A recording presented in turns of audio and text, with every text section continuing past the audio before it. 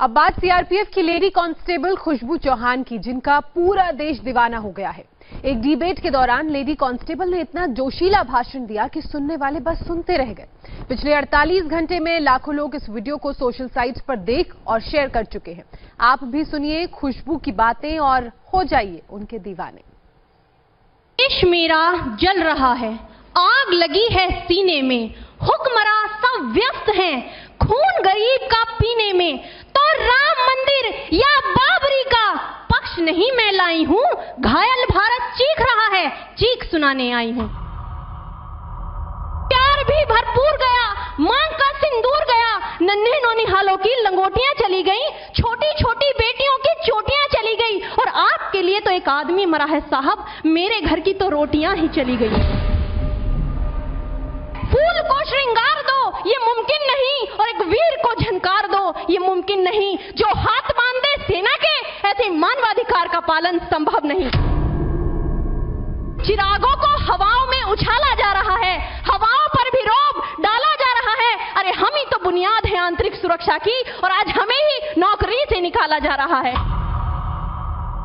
उस घर में घुसकर मारेंगे जिस घर से अब जल निकलेगा, वो कोख नहीं पलने देंगे जिस कोख से अब जल निकलेगा।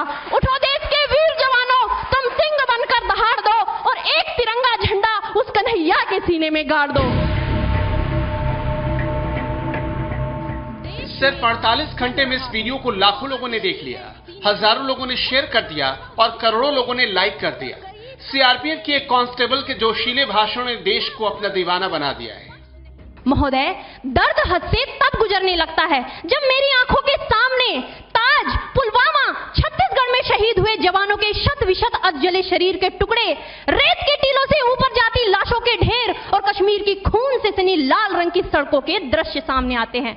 उस पर मेरे प्रतिपक्षी महोदय का कहना ये कि मानवाधिकारों की अनुपालना करते हुए देश से उग्रवाद और आतंकवाद को समाप्त किया जा सकता है। महोदय, अब तो हमारा तिरंगा झंडा भी हमसे ये पूछने लगा है कि क्या बात है भारत, आजकल फहराने से ज्यादा मैं कफन में दफनाने के क्यों काम आ रहा हूँ। कांस्टेबल खुशबू चौहान का ये देश के प्रति अपनी भावनाएं व्यक्त करने का अंदाज है। 233 बटालियन की कांस्टेबल खुशबू ने जब अपनी बोली से जेएनयू के टुकड़े टुकड़े गैंग पर सीधा प्रहार किया तो पूरे हॉल में तालियां गूंजने लगी। महोदय, जब पुलवामा में 44 जवान शहीद हुए, छत्तीसगढ़ में 76 जवान शहीद हुए, तो कोई भी मानवाधिकार की दुहाई देने वाला हमारे पक्ष में आकर खड़ा नहीं हुआ।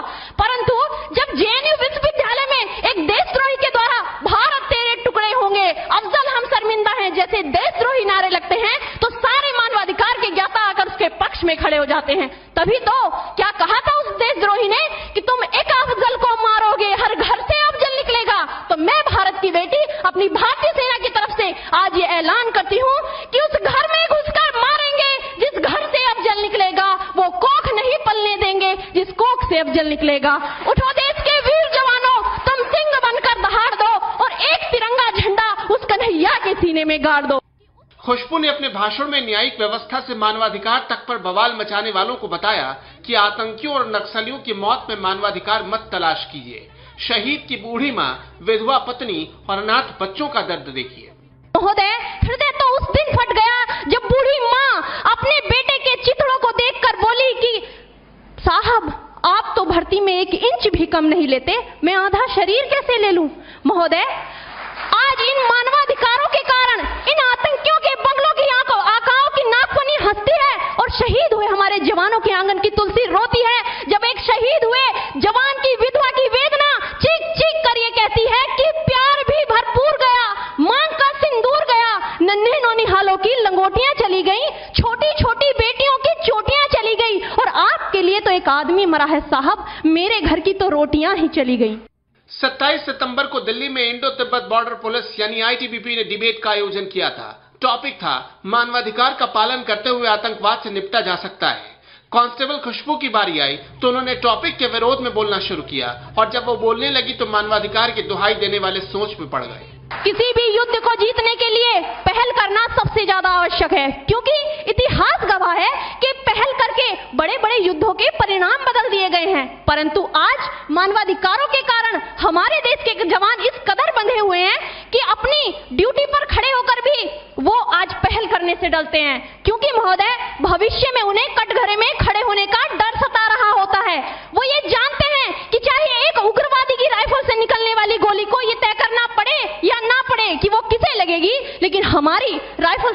वाली हर गोली को ये निर्णय लेना पड़ता है कि चाहे वो किसी निर्दोष को लगे, दोषी को लगे या ना लगे, परंतु किसी निर्दोष को नहीं लगनी चाहिए। यदि ऐसा हुआ तो ना तो ये समाज हमें छोड़ेगा, ना ही तिल का ताड़ बनाने वाली ये मीडिया हमें छोड़ेगी। और महोदय, मानवाधिकार के तले किसी जवान को दबाकर युद्ध के मैदान में छोड़ देना कोई वीरता नहीं, एक आत्महत्या है। क्योंकि महोदय, फूल को श्रृंगार दो ये मुमकिन नहीं, और एक वीर को झंकार दो ये मुमकिन नहीं। जो हाथ बांध दे सेना के, ऐसे मानवाधिकार का पालन संभव नहीं। खुशबू चौहान का ये करीब 5 मिनट का वीडियो सोशल मीडिया पर हर तरफ छाया हुआ है। हर कोई वाह वाह कर रहा है। मुझे अफसोस है अपने देश की न्यायिक प्रक्रिया पर, जहां आज भी रात के 12 बजे अजमल कसाब जैसे आतंकी के लिए सर्वोच्च न्यायालय के दरवाजे खोल दिए जाते हैं। ऐसे देश से मानवाधिकारों की अनुपालना करते हुए आतंकवाद और उग्रवाद से कभी नहीं निपटा जा सकता। मानवाधिकार के नाम की दुहाइयां देने वालों, सीमा पर लड़ा नहीं जाता चरखों से शोलों के आगे, रामायण पढ़ी नहीं जाती सीमा पर गोलों के आगे। धरती के घोर कुहासे को एक सूरज ही हर सकता है, क्योंकि एटम बम से रक्षा केवल एटम बम ही कर सकता है। कश्मीर से लेकर छत्तीसगढ़ के जंगलों में सीआरपीएफ के जवान ही आतंकियों और नक्सलियों से सीधा मुकाबला करते हैं। इसलिए खुशबू के दर्द को लोग सुन भी रहे हैं और समझ भी रहे हैं। ये देश जहां कमजोर पड़ जाता है, खुशबू उसी कमजोर कड़ी को मजबूत करने की मांग कर रही है।